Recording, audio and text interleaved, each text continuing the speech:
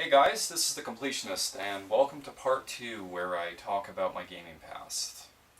So guys, before we continue on and we start to talk about the generation of consoles with regards to the N64, the PlayStation 1, and the Sega Saturn, I just want to do a little bit of backtracking.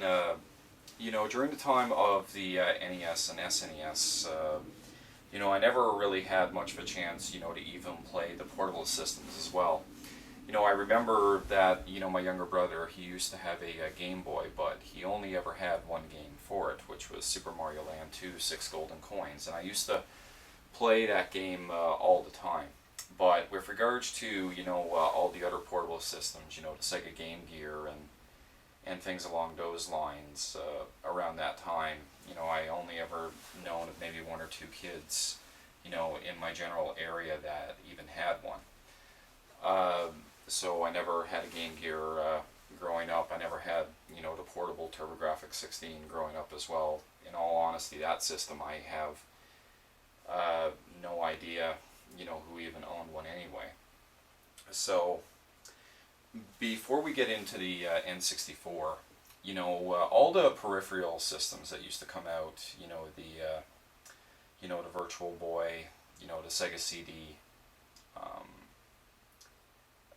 the Sega 32X, stuff like that. I literally never had a chance to play any of those systems at all. In all honesty, I didn't even know anybody who even had one. I think there was one kid that had the Sega 32X, and I think the only game he actually had for it was Doom.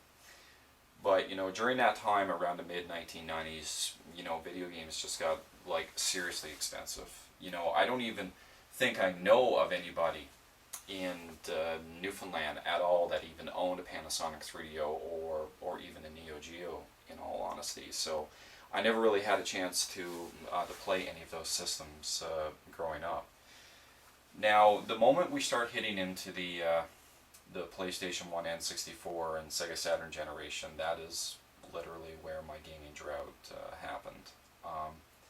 It wasn't necessarily by choice. It's not as if, I decided to give up on video games at that time. It's just that, they were just much more important responsibilities. It's just, when you're a middle-class family and, you have 3 other siblings, video games were still a luxury purchase.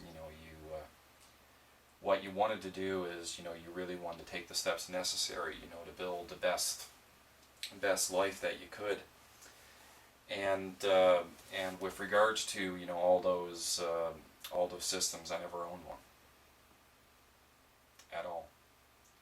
And that's probably one of the biggest regrets I have about my gaming past, that literally I probably missed out on one of the greatest gaming generations of all time.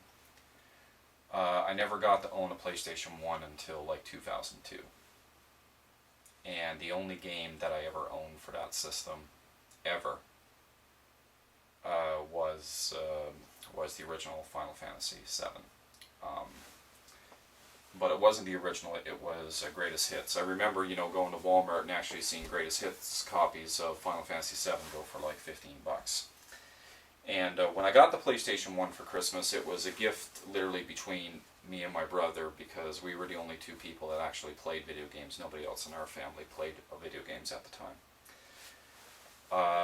And for the longest time, that was the only game I ever played for the longest time, was Final Fantasy VII. And even at the normal place where we would rent video games, they didn't even have PlayStation 1 games to rent. The only games that they had to rent were N64 games. And I didn't own an N64. And I didn't own a Saturn either. The only time I got to ever play the N64 was when I used to rent the system. I used to rent the system from the local video game store. I think it cost about $20 to $25, to rent it for a weekend. And I used to rent games like Super Mario 64 and Star Wars Shadows of the Empire, Blast Corps, and a few others. But there's not really much to say, because I didn't get a chance to play that system very often. I remember, going over to my friend's house, and we used to play a 4-player GoldenEye, and that was literally the only first-person shooter I ever really enjoyed playing, and it was just a lot of fun playing that game, between the ages of like 17 and 20 years old, and it was just a really fun game to play, especially when we used to have like little drunken get-togethers and stuff along those lines. And when I went to university, you all are pretty familiar with my story about Xenogears, and like my only exposure, to see PlayStation 1 games was to literally watch other people play them. My best friend in university at the time, I remember, when I got to know him after a couple of years, he let me borrow his PlayStation, and I used to play some of the games on that. Some of the games I used to play on his PlayStation were Thousand Arms, Metal Gear Solid, Rival Schools, the first Resident Evil, and a few others. But literally, that was my only way to play games. I had to borrow, other people's systems just to play for a couple of weeks, especially if they weren't using them. And the Sega Saturn at the time of release, I never got to play that system at all. And it's probably one of the reasons why I wanted to finish collecting for that system first, because I literally missed out on that system altogether. It's like I said, it's just like, I can't feel bad about it, and I can't take it back either. Because at that time, I was graduating high school and I was moving on to university. There were just much more important priorities in life. My parents made a good bit of money, but they didn't make enough that they could pay for my university at the time. And so for my first 3 years of university, I had to get a student line of credit. And the student line of credit used to give you a $3,000 per semester, and $3,000 was just enough to cover your tuition, your meal plan, your residence, and your books. And at the end of it, you'd be lucky if you maybe have 50 to $100 left to your name. And throughout my first 3 years of university, I only had like $50 to live on a week, and that was really hard. Once a month, my parents would send me $100, and that was only to be spent on groceries. It was only to be spent to the cab ride to the grocery store, buy the groceries, and the cab ride back. So, obviously at that time, I really had no money to buy video games at all. Now, during my fourth year of university, I could actually apply for a student loan as an independent. So at that time, not only with the student loan, I was also working at the time. I had a student job at the time, and even though I was bringing in a little bit more money at the time, I still couldn't afford enough, to buy video games, at my leisure. And a lot of my university days were spent watching other people play. Even when the PlayStation 2 first got released, I never got to own a PlayStation 2 until like 2004. It was, no wait. Sorry, it was the Christmas of 2003 that I got to own a PlayStation 2. That was when I got to own one. And even to this day, I still remember the first 3 games I actually bought for my PlayStation 2. The first 3 games I bought for that system were Kingdom Hearts, Xenosaga Episode 1, and Wild Arms 3. And they're actually the same games that I still have in my collection down there right now.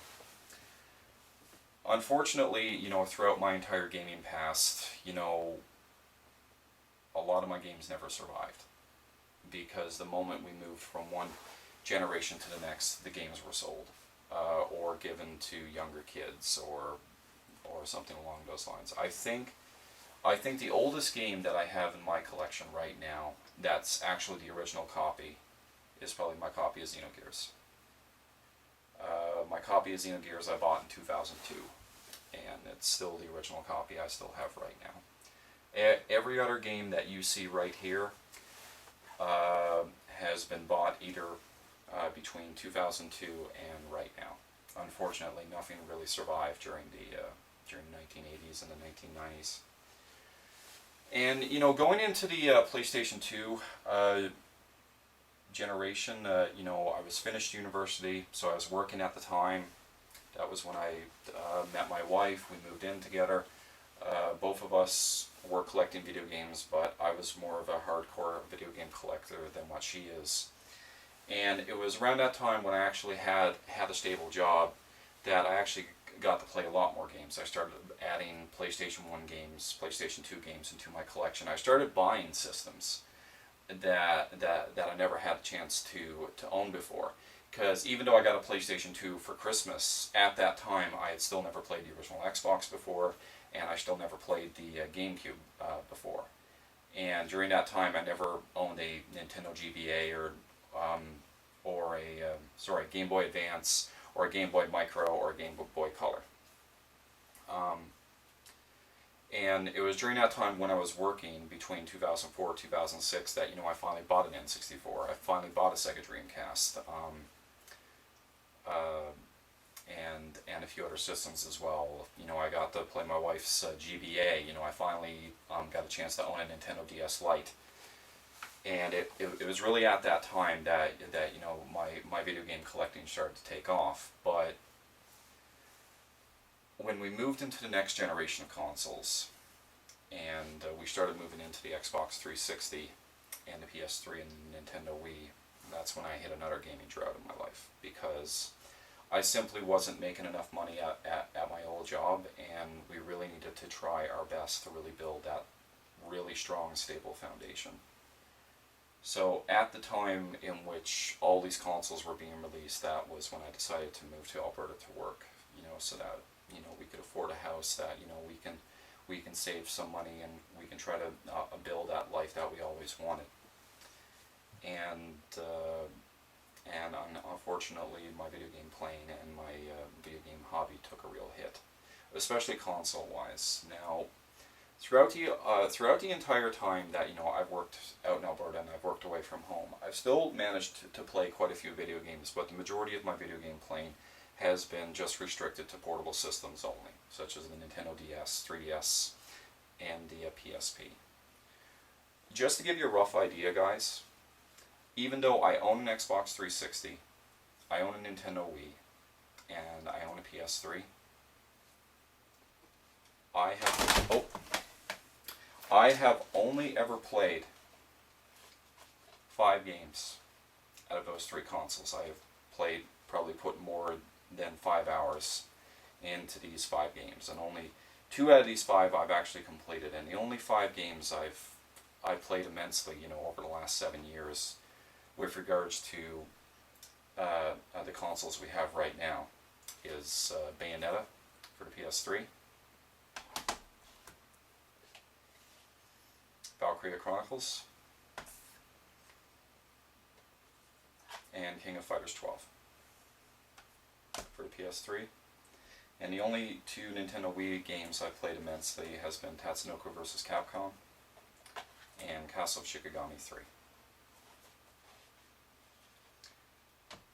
I have owned an Xbox 360 for about 4 years now, and I've still never played one game for that system. It's only within the last couple of days I finally downloaded some games on the XBLA, and the only games that I have on it right now is Radiant Silvergun and Bangai-O HD Missile Fury. And my wife has a few cat-based games, you know, like Techno Kitten Adventure, and I think there's one other cat game that she has on that system as well. And these days I just simply don't have the time to play video games as much as what I would like. There are just simply more important things to be doing right now than playing video games. It's one of the reasons why, to me, that playing video games and video game collecting will always just simply remain a hobby. And even though I don't get a chance to play the video games as much as what I would like to, you know, I know, as I get older and as I keep building towards that future that, you know, my wife and I keep going after, you know, eventually when I retire, or I move on to another job that in which I have a little bit more free time, I can actually play the games I've actually wanted to play. One of the reasons why I say that I'm not interested in the next generation of consoles, the Nintendo Wii U, the PS4, and the Xbox One, it's not necessarily because I don't like the direction where gaming is going. It's just simply because I don't have the time. It's just literally, I have more than enough games to play for the rest of my life, and I have literally no interest in moving on to the next generation, because if games are truly that great, they will always remain timeless. If a game is truly that good that gets released right now, 15 years from now, it should still remain a good game. So, and you know what? Maybe in time, maybe 10, 15 years down the road, maybe I may get a PS4 or an Xbox One or anything along those lines. But I am strictly a single player video gamer. I'm not much of an online player. I'm not a competitive gamer. I should not be assessed or judged by the amount of skill I have with regards to video games. I can't treat video games and video game collecting as a competition or as a status symbol. It's a hobby, and it will only stay as a hobby. Because I only collect to get a chance to play the video games I missed out on, because I had to make the necessary sacrifices to try to build up the best life I possibly could for myself and the people that are important to me. So right now, even though I can only get home 2 to 3 times a year, and even though I still play portable systems more than anything, I'm still working towards my main collecting goal. And from here on out, I'm literally going to be playing video games that are going to be deemed as classics, because with regards to right now, I really have no interest in keeping up with the newest and greatest trends in gaming. In the end, just understand, guys, that as I said before, gaming should always remain as a hobby. And if you're not having fun, then you're doing it for the wrong reasons. So anyway, guys, I hope you enjoyed my little story about the gaming past. So anyway, thanks for watching another episode of The Completionist. So for now, take care, and I wish you nothing but the best.